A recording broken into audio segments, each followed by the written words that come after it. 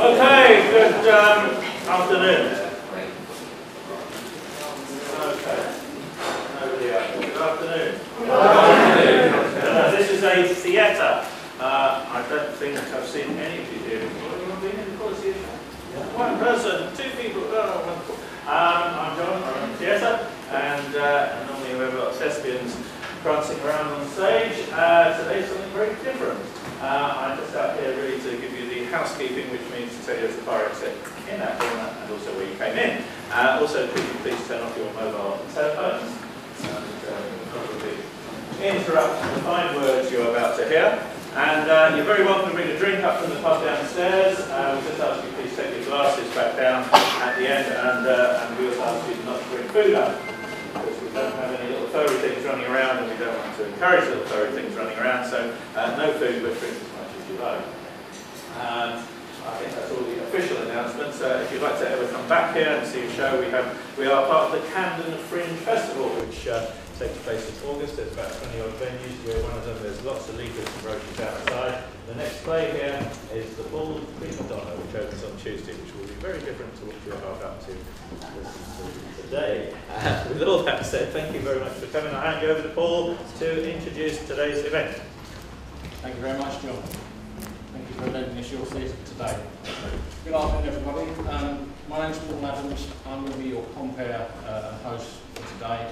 I'm going to apologise in advance because you're going to hear my voice an awful lot this afternoon, so I apologise for that right at the start. We're here today for a unique event which has never been attempted before.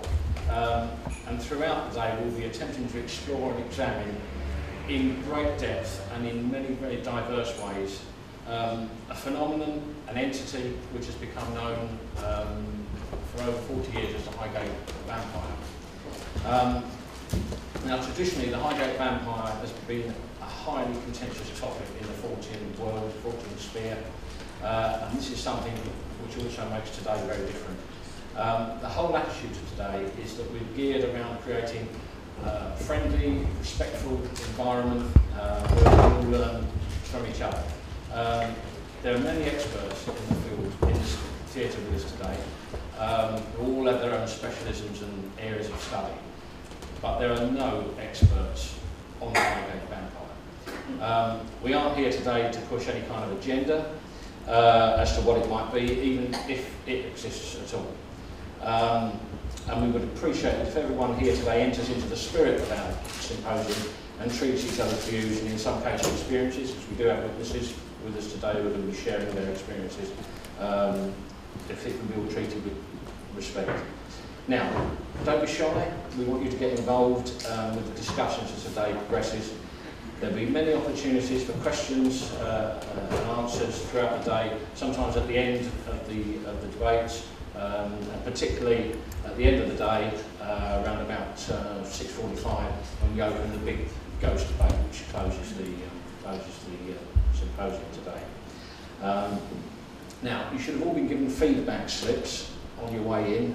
If anyone has any questions or thoughts to contribute to any of the sessions but doesn't want to say them out loud, please drop your slips into our top hat, which is over there by the bookstall, where you can find a variety of books by our speakers. And I'll be looking through the slips during the day and hopefully bringing in some of your questions into the debate as the day progresses. Now, all of the speakers today will have name badges on. So if you'd like to, if you're interested in getting books and getting them signed, please approach our authors. They're very friendly, and I'm sure they'll do that for you. You'll see us all walking around during the breaks. Now, I hate doing this, but I'll have to introduce a little bit about myself. I'm a paranormal author, writer. I became interested in psychic research and the supernatural as it was when I started back in the sort of mid-70s as about a 10-year-old boy. I grew up watching Hammer horror films with my father, reading ghost stories, and became interested in the subject, and I've been looking at it for a long time. I first came to hear about the Highgate case, the Highgate Vampire, in about 1977 in a somewhat unfortunate titled book by Dan Farrant called The Beaver Book of Horror.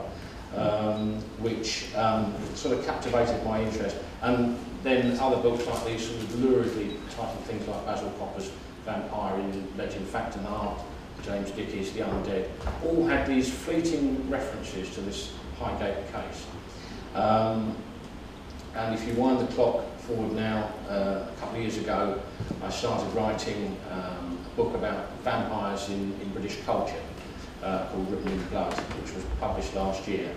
And in there, I knew I wanted to do a chapter on the Highgate Vampire. And if anybody is involved in researching Highgate, all roads seem to lead to one person, and that's the person sitting on my right here, David Farrant. Now, if you look on the internet, you'll find that most people think that David Farrant is that Highgate vampire guy. But David is much more than that. David has been the president of the British Psychic and Occult Society since 1967, which makes it one of the most long established and continually operating paranormal societies in the country. David's a well-known psychic investigator. He's not, I don't think he'd be shy to mentioning that he's been involved in this field for over 50 years. David claims to have seen the entity, which is the subject of today's symposium, way back in 1969, December 1969. And until recently was the only person who committed his time and effort to researching in person the case, seeking out witnesses to alleged phenomena. In Highgate, not just in the cemetery, but all over Highgate Village. Hello, David. Hello, Paul.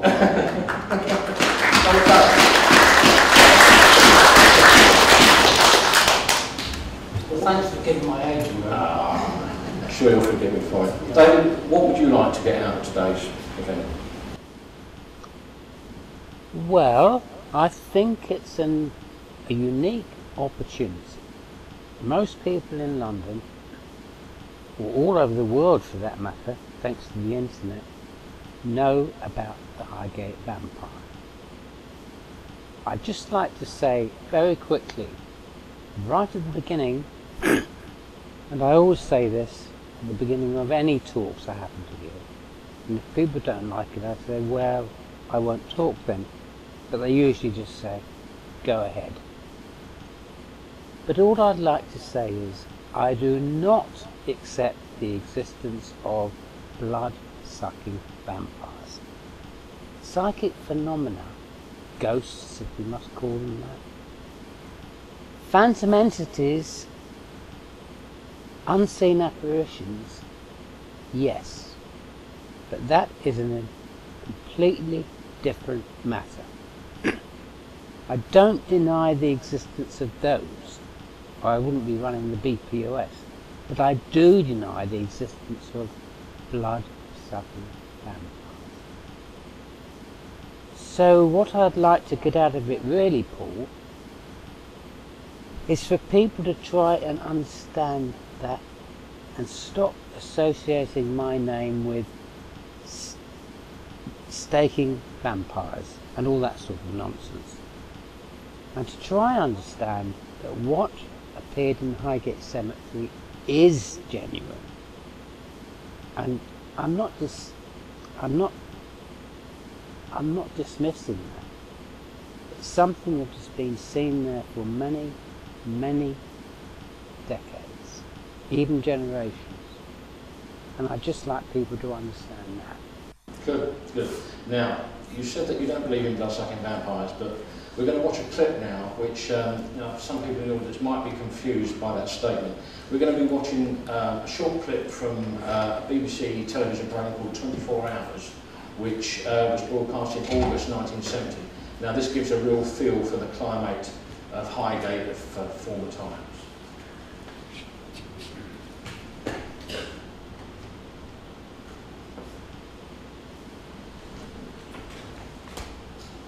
Once described as the most beautiful resting place in London. In the last few years, vandals stalking around the overgrown tombs have done over £9,000 worth of damage. But the general foreman of the grave diggers, William Law, who's worked here 23 years, it's worsened an already harrowing job. Down this path here, There was two tombs broken into.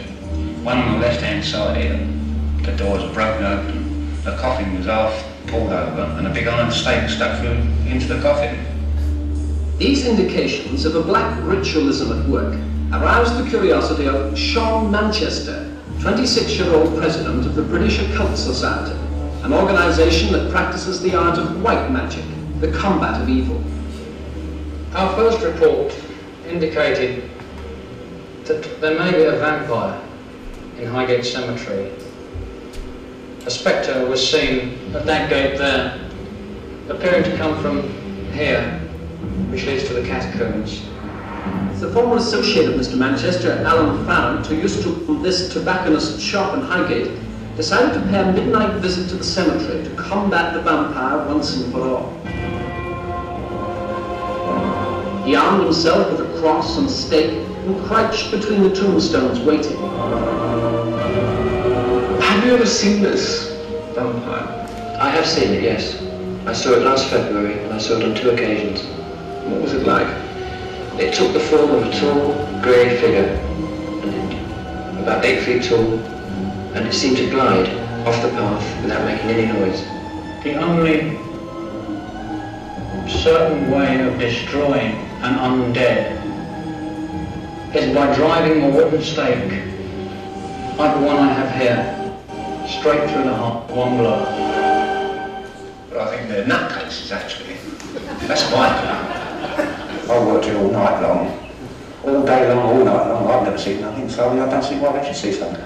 This time when they started this vampire business, in the evening time, there's all 100-odd people outside the gates, and they was all trying to climb over the walls, and one person said they see a horrible grey thing wriggling down the road. All this bloody nonsense, you know. I think the best thing to do, if we could catch one of these people to stop this nonsense, is to get one, put in one of these tombs and lock them up and leave them there all night, and see if we in fact can find a vampire. Satan, get ye behind me and be gone from this place forever. There we are. Now, David, you said you didn't believe in vampires. Explain yourself in 20 words or less. Well, that last bit doesn't need a comment. I don't believe except the existence of blood. So, no. Yeah. But there was a reason. There was a reason for you being on that program. There at that wasn't time. a reason. But it wasn't vampire hunting. I went to court in 1970 after the police had charged me with hunting a vampire. But I was acquitted of that charge. The press picked it up, branded me as a vampire hunter, which I'm not. I'm just a humble psychic investigator. That's all. And even that film, when I was acquitted, the BBC wanted me to reconstruct what the police said I was doing, but which I wasn't doing, which was vampire hunting. And so I agreed. And that, look, I'm no more a vampire hunter than the late Christopher Lee was a vampire. Any more than Peter Cushing, the late Peter Cushing again, was a vampire hunter. But this is what the BBC asked me to do for their film, which was about my court case. So that's the reason I was holding a cross on the stake.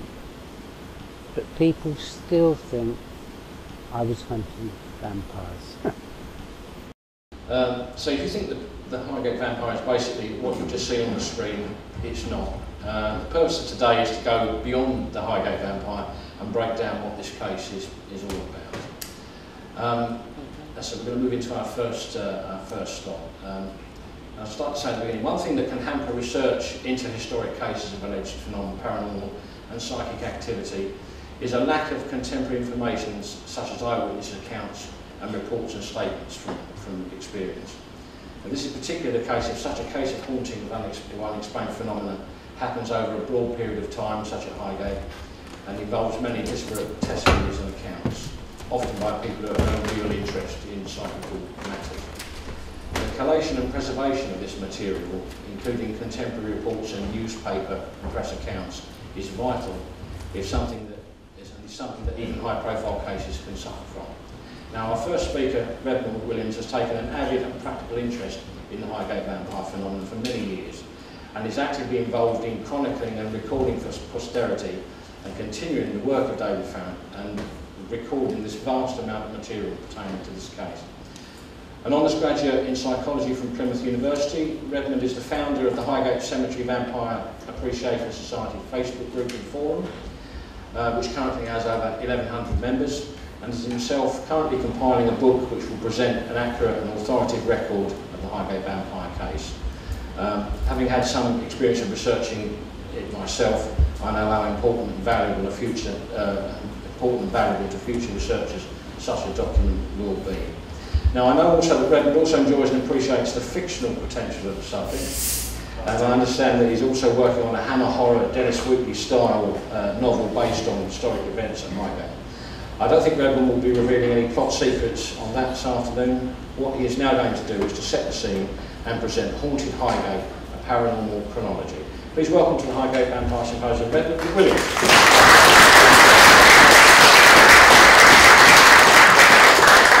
Let me first say thank you, Paul, for that quite lovely introduction, and just to everyone out there, welcome to the Highgate Vampire Symposium, the first of its kind. Of my own background, I wouldn't say, like Paul said, I'm not a paranormal expert, but I'm certainly have always had an active interest in the supernatural, the unknown. My own background was an Irish Catholic, sort of upbringing,